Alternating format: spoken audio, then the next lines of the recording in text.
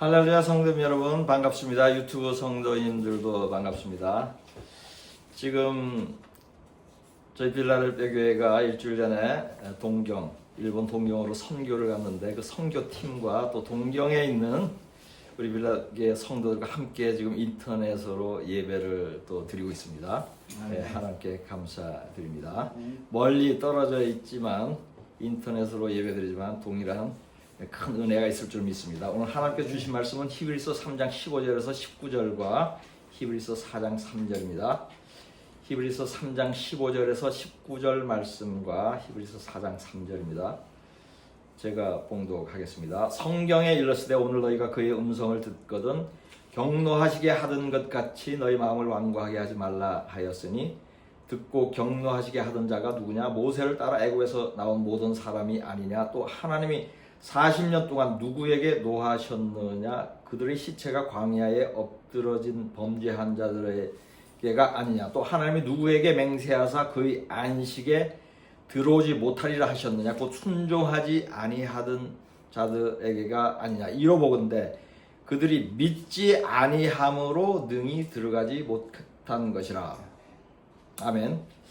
이는 이미 믿는 우리들은 저 안식에 들어가는도다. 그가 말씀하신 바와 같으니 내가 노하여 맹세한 바와 같이 그들이 내 안식에 들어오지 못하리라 하셨다 하였으나 세상을 창조할 때부터 그 일이 이루어졌느니라. 아멘.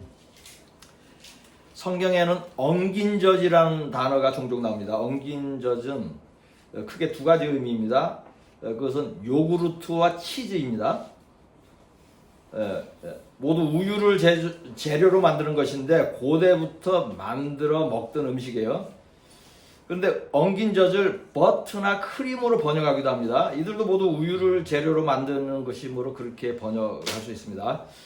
한글 성경이 처음 집필될 때는 한국인들이 요구르트나 치즈, 버터를 모르므로 유제품을 모두 엉긴 젖으로 번역을 한 것 같아요. 지금은 한국 사람들도 치즈나 요구르트를 많이 먹습니다. 집에서 만들어 먹기도 하고 요구르트를 사서 먹기도 하는데 요구르트를 만들어 먹는 방법은 매우 간단합니다. 우유에 유산균을 넣고 따뜻한 곳에 10시간 정도 두면 요구르트가 됩니다. 지금은 요구르트를 만드는 유산균을 팔기도 하고 요구르트 자체를 유산균으로 사용하면 되므로 우유를 발효하는 일이 간단합니다. 현대에는. 그러나 고대에는 유산균을 어디서 얻었냐면 소의 위장에서 그 점막에 분비되는 효소를 채취해서 그것을 효소로 써가지고 우유에 넣어서 요구르트를 만들었어요. 한번 요구르트를 만들면 그 후에는 몇 차례 유산균을 계속 사용하는 일이 쉬워지죠. 왜냐하면 그 요구르트를 그냥 사용하면 되기 때문에. 그러나 고대에는 요구르트를 오래 보관할 수가 없었죠. 냉장고가 없어서. 그러므로 계속 소의 위에서 유산균을 얻어야 합니다. 그러므로 고대에는 엉긴 젖을 만드는 일은 많은 수고와 정성이 들어가는 일이에요. 치즈가 만들어지는 원리는 간단합니다. 우유에 유산균을 넣어서 먼저 요구르트를 만들죠.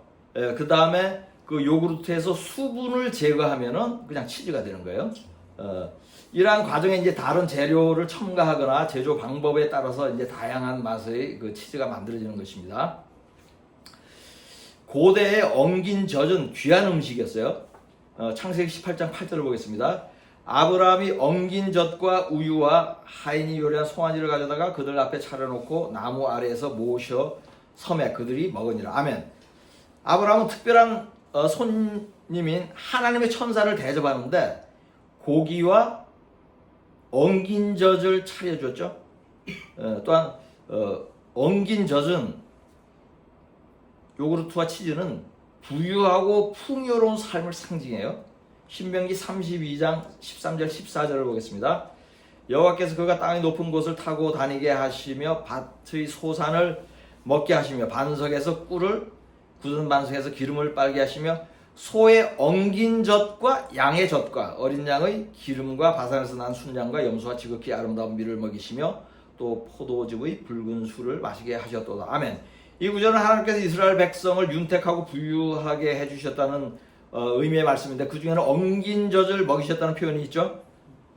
엉긴 젖인 요구르트와 치즈가 이처럼 귀하고 부유한 음식으로 간주되는데 그 이유가 있습니다. 첫째, 맛과 영양이 우수하기 때문입니다. 맛있죠? 저는 우유하고 치즈 아주 좋아합니다. 아니, 요구르트하고.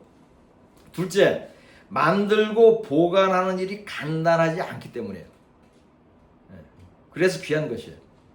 고대에는 냉장고가 없으므로 엉긴 젖을 오래 보관하기가 어려웠을 것입니다. 그러므로 적은 양으로 자주 만들어 먹었을 것이에요. 이렇게 하는 일이 쉬운 일이 아니죠. 그런 면에서 또 엉긴 젖은 귀한 음식이라고 할 수 있는 것입니다. 이처럼 맛있고 귀한 음식인 요구르트와 치즈를 만드는 과정을 다시 요약해 보겠습니다. 지금 이거 요리 프로그램 아니에요. 설교를 하려고 이게 필요해요. 그래서 지금 말씀드린 거예요. 첫째, 신선한 우유를 준비한다. 둘째, 소의 위에서 유산균을 채취한다. 고대 방법이에요. 셋째, 우유에 유산균을 넣는다. 넷째, 따뜻한 곳에 한나절 동안 보관한다. 그럼 요구르트예요. 다섯째, 완성된 요구르트는 시원한 곳에 보관한다. 여섯째, 요구르트에서 수분을 제거하여 치즈를 만든다.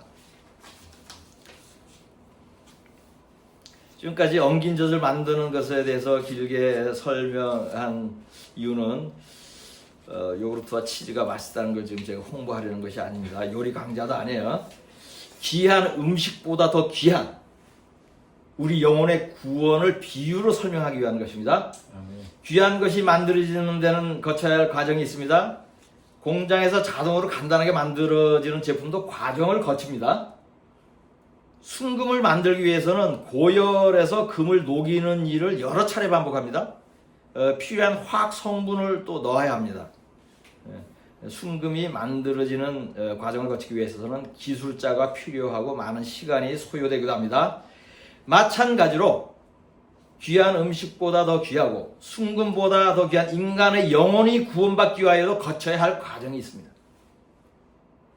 예수를 구세주로 영접하였다고 우리의 영혼이 단번에 구원받는 것이 아닙니다. 우유에 효소를 넣지 않고 따뜻한 곳에 한나절 두면 어떻게 되죠? 요구르트가 되지 않습니다. 우유는 썩어서 먹지 못합니다. 입으로 예수를 구주로 고백하기만 하고 가만히 있으면 그 영혼도 썩게 됩니다. 구원받지 못합니다. 고백한 후에 계명을 지키며 살아야 합니다. 구원받는 절차가 있습니다. 오늘 설교는 이것이 주제입니다. 구원이 어떻게 완성되어 가는지를 공부할 것입니다. 이것도 요구르트가 완성되는 과정을 배우는 것처럼 어렵지 않습니다. 그러나 아무리 쉽고 간단하여도 절차를 거치지 않으면 아무것도 만들어지지 않습니다. 간단한 기계도 작동하는 순서가 있습니다. 우선 전원 스위치를 켜야 합니다. 매뉴얼에 따라서 버튼을 눌러야 합니다. 그리할 때 기계가 작동하고 제품이 만들어집니다. 노아가 방주를 만들 때 임의로 만들지 않았습니다. 하나님께서 설계도를 주셨습니다. 만드는 지침을 상세하게 알려주셨어요. 그대로 절차를 거쳐 만들어야 온전한 방주가 지어집니다. 3층으로 만들려고 했는데 2층으로 만들었으면 파도에 휩쓸릴 수 있습니다. 역청을 바르라고 했는데 바르지 않았으면 나무가 물을 먹어 배가 침몰했을 것입니다. 창을 만들려고 했는데 만들지 않았으면 햇빛을 쬐지 못해 사람과 동물들이 병에 걸렸을 것입니다.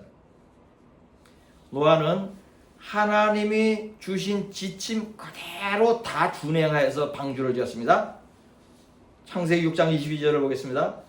노아가 그와 같이 하여 하나님이 자기에게 명하신 대로 다 준행하였더라. 아멘.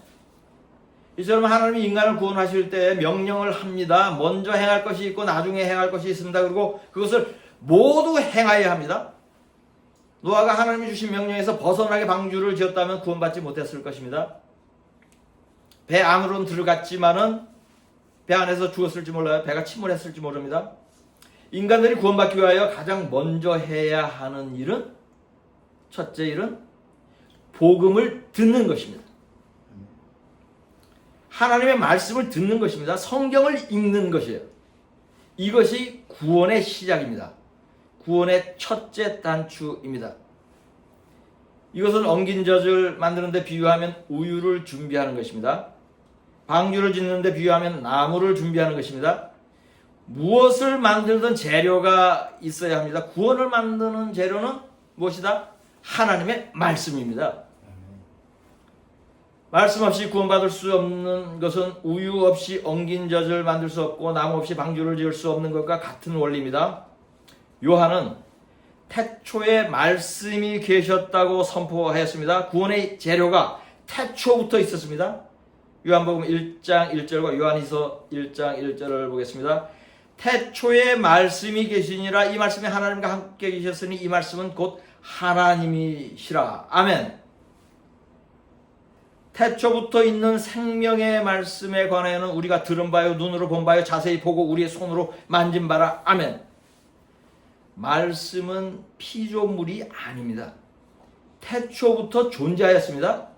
말씀이 태초부터 하나님과 함께 있었습니다. 그런데 이 말씀이 바로 예수 그리스도예요. 이 구절에서 하나님이 두 번 언급됩니다. 첫 번째는 성부 하나님이고 두 번째 언급되는 하나님은 성자 하나님, 예수님입니다. 여기에는 엄청난 비밀이 두 가지가 있습니다. 첫째, 성경이 예수님이다. 아멘. 둘째, 예수님이 인간의 구원을 만드는 재료이다. 아멘. 너무 놀라운 사실입니다. 더 놀랄 만한 것도 있습니다. 요한복음 1장 14절입니다. 말씀이 육신이 되어 우리 가운데 거하시며 우리가 그의 영광을 보니 아버지의 독생자의 영광이요 은혜와 진리가 충만하더라. 아멘. 하나님의 말씀이 육신을 입고 이 땅에 오신 것이에요. 말씀이 인간의 모습으로 변형된 것입니다. 이분이 우리 주 예수 그리스도예요. 이것은 천지개벽할 만한 진리입니다. 여러분이 모두 아는 사실이지만 이 설교를 통하여 새삼스럽게 충격을 받아야 합니다. 왜냐하면 생각할수록 엄청난 일이기 때문입니다. 성경은 하나님의 말씀의 능력을 여러 가지로 말씀합니다. 창세기 1장 3절을 보겠습니다. 하나님이 이르시되 빛이 있으라 하시니 빛이 있었고 아멘. 하나님의 말씀이 천지를 창조하였습니다. 빛과 어둠과 하늘과 땅을 창조하였습니다. 해와 달과 별을 창조하였습니다. 동물과 식물을 창조하였습니다. 인간만 손으로 직접 만들었고 그의 모든 우주 만물을 그 외의 모든 우주 만물을 말씀으로 창조한 것입니다. 다음은 히브리서 1장 3절을 보겠습니다. 이는 하나님의 영광의 광채시여 그 본체의 형상이시라. 그의 능력의 말씀으로 만물을 붙드시며 죄를 정결하게 하는 일을 하시고 높은 곳에 계신 지극히 크신 이의 우편에 앉으셨느니라. 아멘. 하나님의 말씀이 만물을 붙들고 있습니다. 별이 떨어지지 않는 것, 바닷물이 육지로 넘어오지 않는 것, 사람이 공중으로 올라가지 않는 것, 물체가 부서지거나 해체되지 않는 이유가 무엇이죠? 하나님이 말씀으로 붙잡고 있기 때문이에요. 누가복음 5장 12절 13절을 보겠습니다.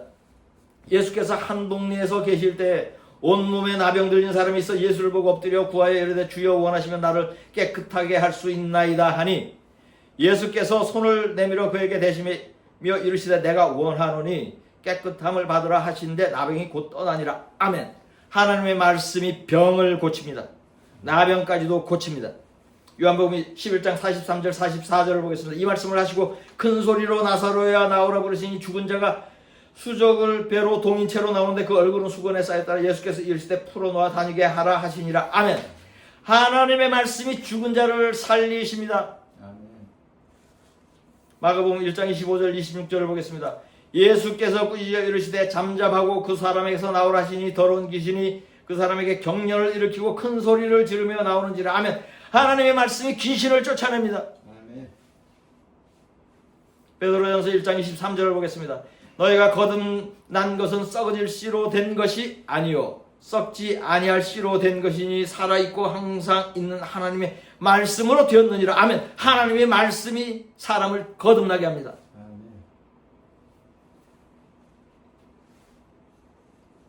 살펴본 대로 하나님의 말씀은 물리적인 세계에서도 역사하고 영적인 세계에서도 역사합니다. 천지를 창조하고 만물을 붙잡고 계시며 사람의 육체와 영혼도 주관합니다. 이러한 말씀의 능력을 종합한 성경 구절이 있습니다. 히브리서 4장 12절 13절을 보겠습니다.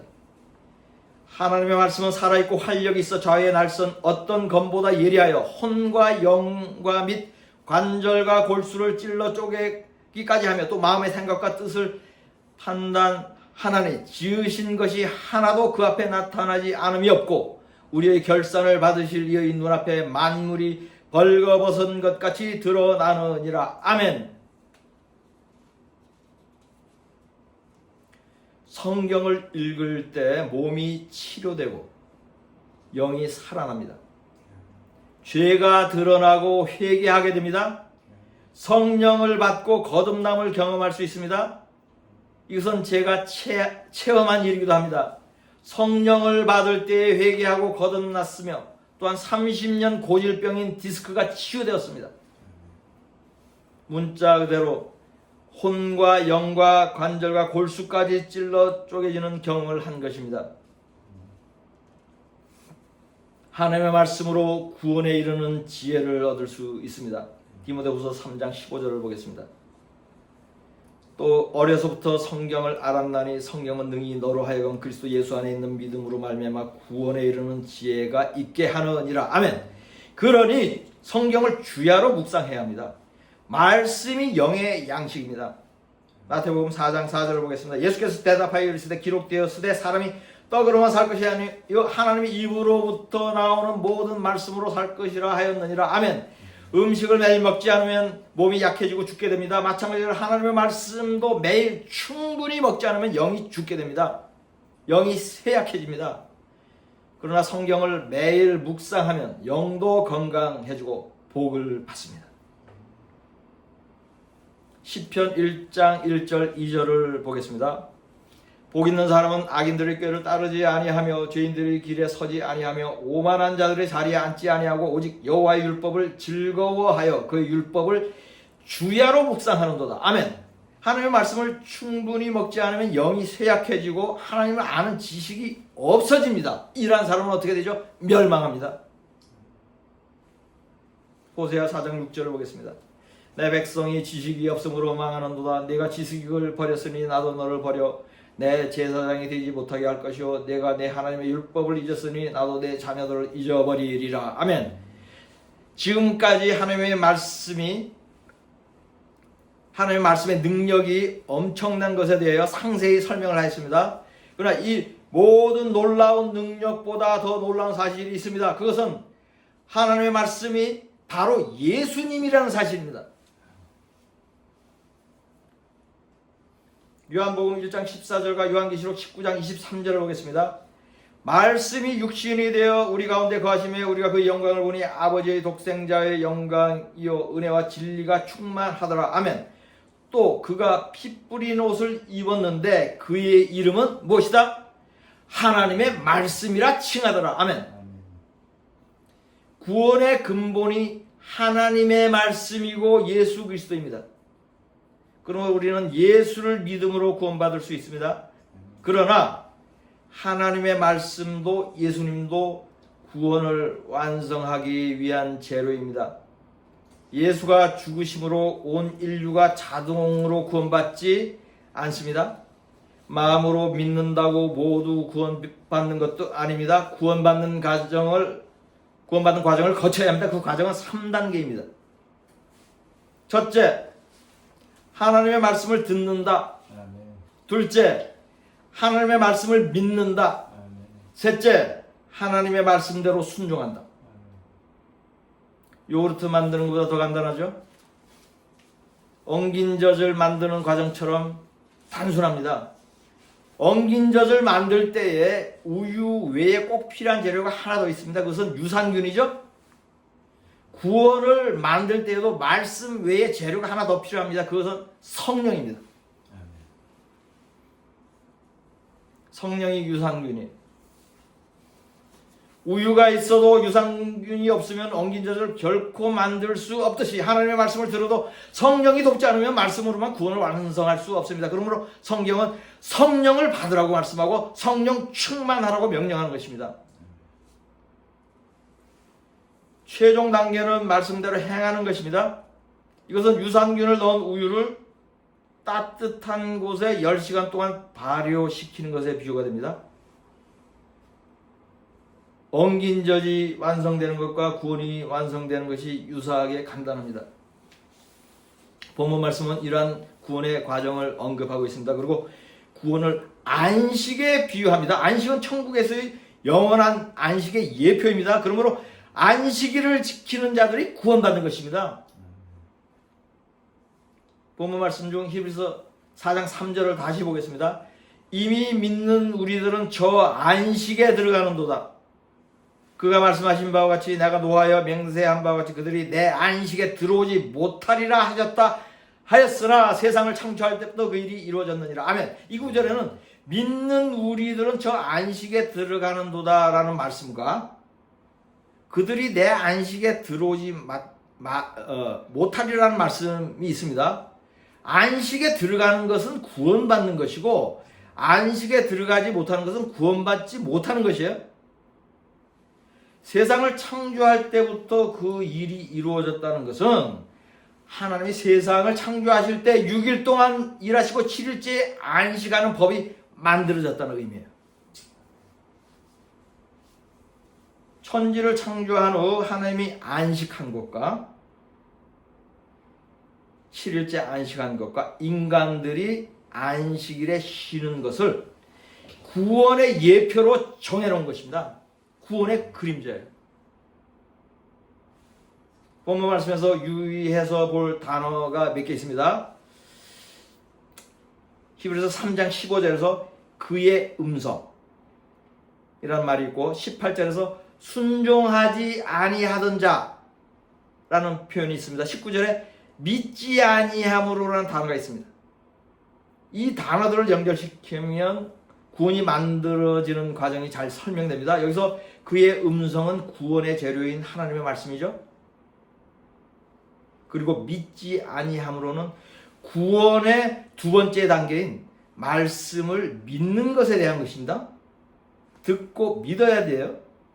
그 다음에 순종하지 아니하던 자라는 표현은 말씀을 들었음에도 순종하지 않았다는 뜻이에요. 다시 정리하면 본문 구절은 이스라엘 백성이 광야에서 하나님의 말씀을 듣고도 믿지 않고 순종하지 않아 하나님의 영원한 안식에 들어가지 못하였다는 말씀이에요.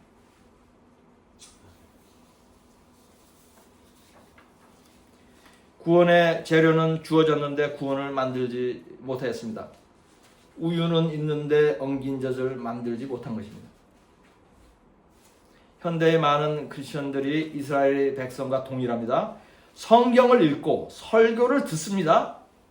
이 일을 하지 않는 사람은 없어요. 그러나 말씀을 믿고 그대로 순종하지는 않아요. 현대 교인들의 믿음과 구원이 출애굽한 이스라엘 백성과 다를 것이 없습니다. 출애굽한 이스라엘 성인 남자 60만 명 중에 2명을 제외하고 모두 구원받지 못했어요.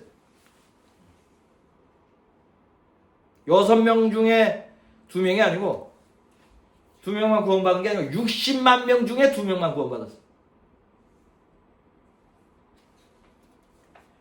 여러분은 오늘 이 설교를 통하여 구원이 작동하는 원리를 배웠습니다. 말씀을 듣고 믿고 행하는 것입니다. 잊지 말고 삶에 적용하십시오. 그러기 위해 여러분에게 한 가지 제안을 하겠습니다. 매일 엉긴 젖을 만들어 드세요. 요구르트를 만들 때마다 구원을 생각하십시오.